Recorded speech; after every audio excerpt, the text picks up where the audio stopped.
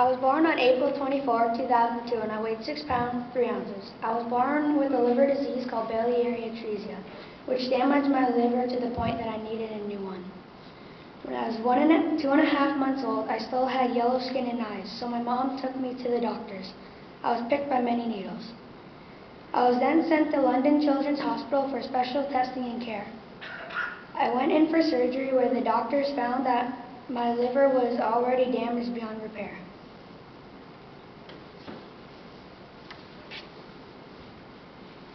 I was put on the transplant waiting list. The new liver had to match mine.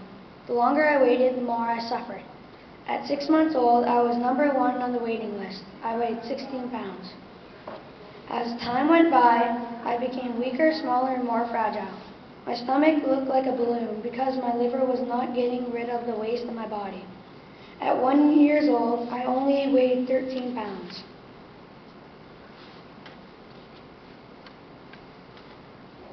I could not eat on my own. I could not sit, stand, crawl, or walk like my friends.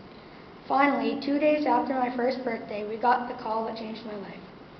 The doctors had a special liver just for me. On April 27, 2003, I got my new liver. This is why I wear 27. It will always be my lucky number.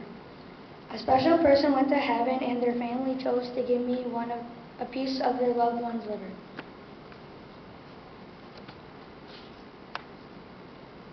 It is a perfect match. I was in surgery for 12 long hours. Afterwards, I was given a medicine to keep me sleeping because they could not sew me up. My spleen was the size of a football instead of the size of a pear. My parents were told not to talk to me a lot as I was fighting to wake up. 7 days after my transplant, I was sewn up and I finally woke up.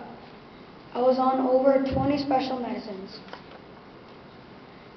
I stayed at the hospital for 2 weeks and then stayed another 2 weeks at the Ronald McDonald House, which is a special place for sick kids and their families.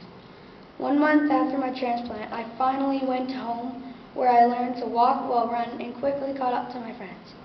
Since my transplant, I have been able to do everything my friends do, but I have to take special medicine to keep my body from rejecting my new liver. It has been almost 10 years since I was given a second chance at life. I have a scar that reminds me every day just how lucky and special I am. I celebrate 2 birthdays, one the day I was born and the second in my life, thanks to my donor family. Please watch this video of me.